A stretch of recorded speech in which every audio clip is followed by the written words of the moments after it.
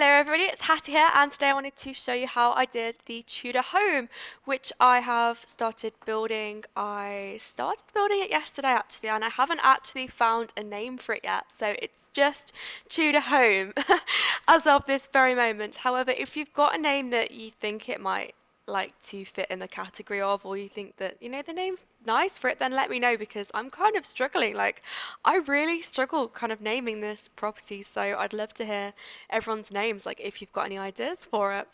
And it's a short video, thank goodness. So that's why I uploaded 2 videos today, because it didn't actually take me that long to do. I was like, oh my goodness, like I am just rolling through the videos today. I've got 2 up, which, let's be fair, like isn't that many for like most people, but 2 videos for me, it's pretty good going. So I'm going to upload the interior after I've done it tomorrow, so I'm going to either do it tonight or tomorrow morning, and then I'm going to put that up in the video, and then I'm going to upload it to YouTube and you can see the interior. And hopefully, I don't know, either I'll have picked a name by then, or I'll have found a name like off somebody, off one of the great ideas, then yeah, it will be called that name by tomorrow, hopefully, and then it will be up on the gallery as well from tomorrow, hopefully. So yes, I was experimenting with windows at this point. I really wanted the main feature to be in the middle of the house rather than the doorway, because I usually have my main feature of the house being the doorway, and I wanted to try just different things, so I thought that would be a good plan, something just a bit unusual to do. So I did have a go with that. As you can see, like it's just a little bit different. The thing with Tudors is I don't ever like them looking too boxy, so I always try to make them look a little bit I don't know, just like a little bit less chunky, I guess. So I tried to add like loads of roofs.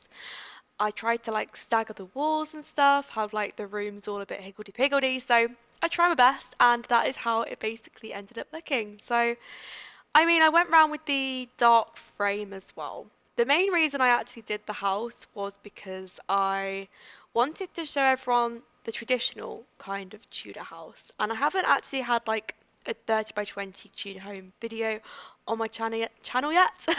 So I thought it would be a nice idea for this video, and I thought that it would be nice to share it with everyone.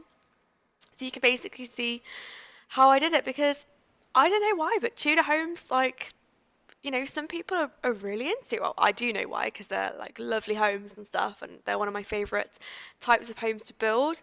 But I mean, they're really popular in The Sims 4, which I didn't actually know like that was going to happen. I honestly thought that people really enjoyed like contemporary builds, and people loved like modern futuristic builds in their towns, but I mean, the Tudor homes that I've put on so far have been really successful, but I don't do it for that. I do it literally out of my love for Tudor. So it's just like, just being enthusiastic about the whole Tudor style. I love it.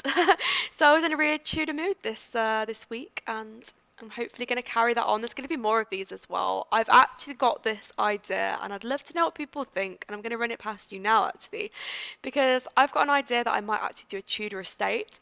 I don't know whether to wait for like the Get Together expansion pack to come out first so I can get the new wallpapers, or if I should just do it with what I've got. I don't know. But I've been really wanting to do one for a while, and it's basically going to be like a 50 by 50 huge Tudor mansion. I have done 2 that are Tudor styled, but nothing like this kind of house, like what we're looking at now, but in a 50 by 50 style, with like tons of ivy and just loads of attention to detail, because it's been a while since I've actually done a Tudor mansion. So we will see. We will see. But any obviously opinions would help, and any ideas as well. I've got so many ideas coming up soon. Yes, so I was just kind of having an experiment with wallpapers. I couldn't decide what to go for, and so what I did in the end, like as you can see, is I basically just did that. Like I put them all out, I laid them all out on the wall, and then whichever ones didn't look good, I started bulldozing them, and in the end I ended up with that one being my favourite. I think it does change though to the darker wood, but I can't tell you for sure, because a lot of stuff did change throughout this build, which was just crazy. I changed my mind so much, but it was definitely worth it, like definitely. And it's got to be focused on plants, like just because it just does. I don't know why, I just love Tudor builds with just plants just absolutely just covering them. It's literally like a plant invasion most of the time, but I really like that. And even though this isn't like a typical Tudor home, it's really difficult to represent that on The Sims 4. But I try anyway, and I try to make them look a little bit old. But I try not to exaggerate them as well. So what this is, it's basically just like my exaggerated version of a Tudor house, which you will see in a bit. The ivy was looking a little bit strange at this particular point, but I went back to it after a while, and I did it because I kind of wanted to get everything else in. I wanted to get the soil right, and also I wanted to get the doorway right because I was not happy with that doorway. It just wasn't doing it for me. So I then went back, and I mean I kept popping back to the ivy, and in the end it was completely covered. It's got to be one of the most covered builds in ivy that I've done for a very long time actually. It was very very covered, and I usually do that with like I suppose Mediterranean style house as well because you know they could have they could have ivy equally as much as a Tudor home could. Um, and I also obviously do it with Tudor. I do it with let me think. Why do I cover ivy? I swear I've done like a huge ivy build in the past. Oh, I did it with a mansion. I did. I remember that now. So yeah, I love ivy. I really do. And the trick to it is, if people like are wondering how I do this kind of stuff, is I use the Alt key. That is my best friend whilst I'm doing the ivy. That's the best way that I can place ivy. Without the Alt key, without using it, you have to go with the generated kind of way that the game will let you place ivy, which can be really difficult, and it can look a bit like stairs sometimes. So I try to avoid that. I try to avoid placing ivy without the Alt key. I couldn't figure it out at first, but then when I figured it out, it gets easier. It does. It was a tricky thing for me to practice with at first, but I think I think I'm improving. I don't know. I don't know.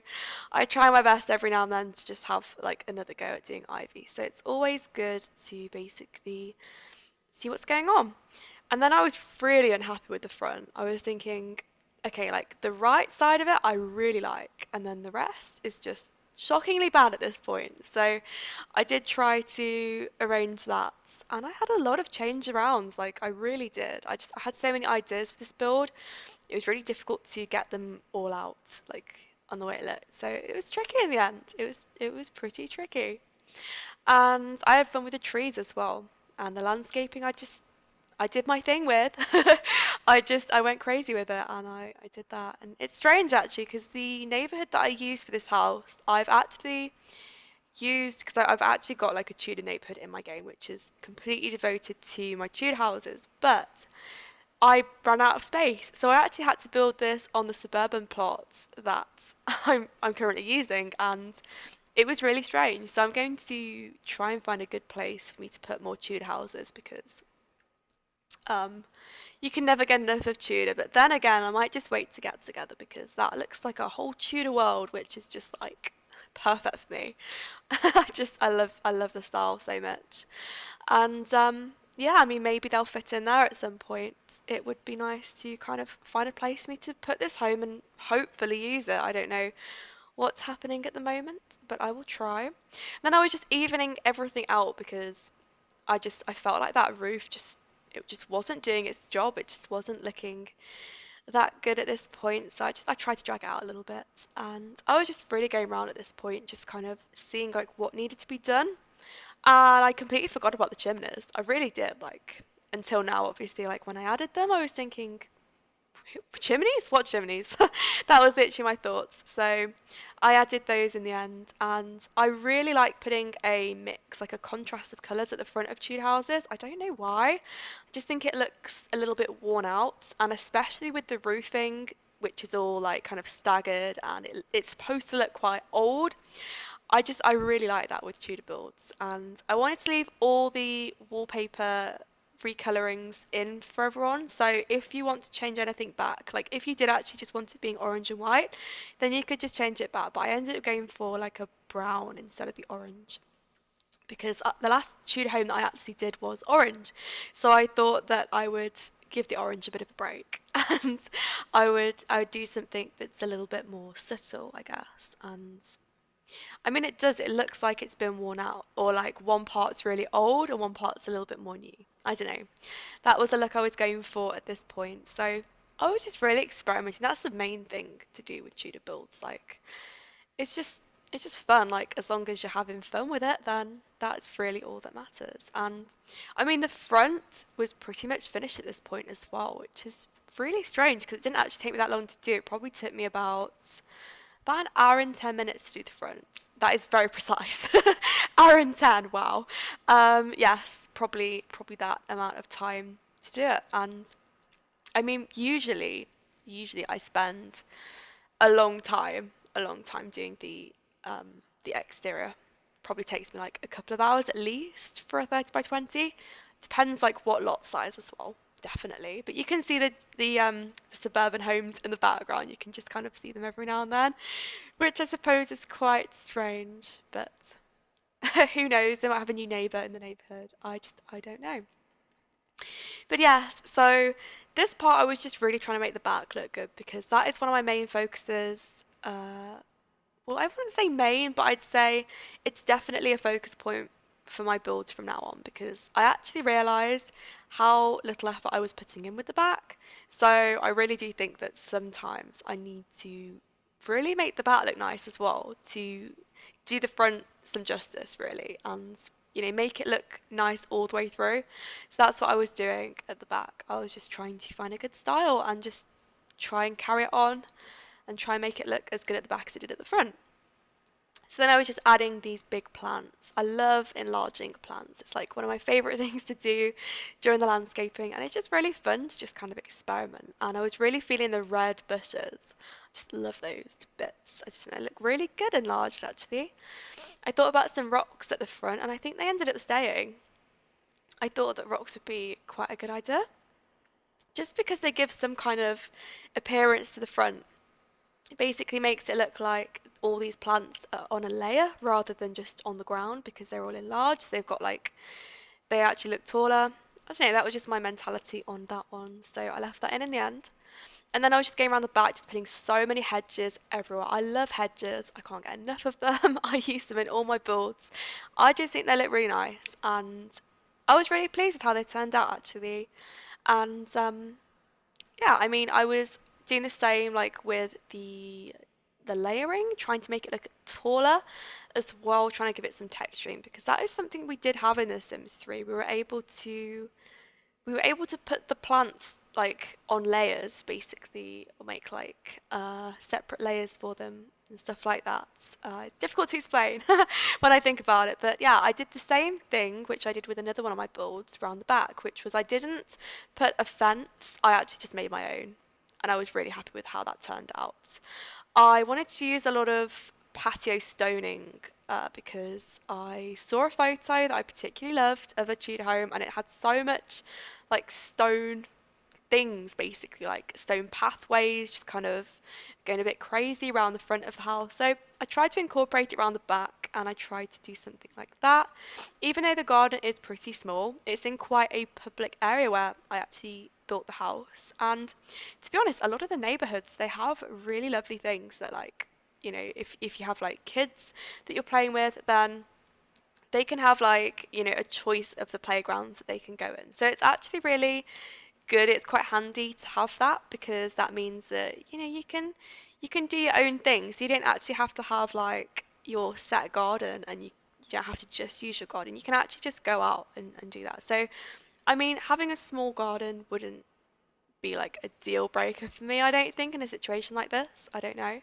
But you can always change it and take the pool out if you wanted to do something like that. And also, the actual garden has got the capability to be a lot bigger It's just that I don't like using the full plot sizes because I like it to really blend in with the atmosphere. And sometimes I have like a house next to a house and I don't want them to just look like I've used that square and only that square basically. So I wanted it to look like it kind of fitted in. Some gardens are bigger, some gardens are smaller. So this just happens to be one of the smaller ones. But yes, so I just went back to the roof just quickly and I just added some more details, just tried to really even out the front. And I already have a random family in, but they're not going to be the one that I will be using in the interior. So we will see. We will see. So it's actually a different family that I used to the introduction video, which is a little interesting, but they're actually the family, the ones in the introduction, the ones are they are the ones that live in the house. Couldn't get my words out fast enough then.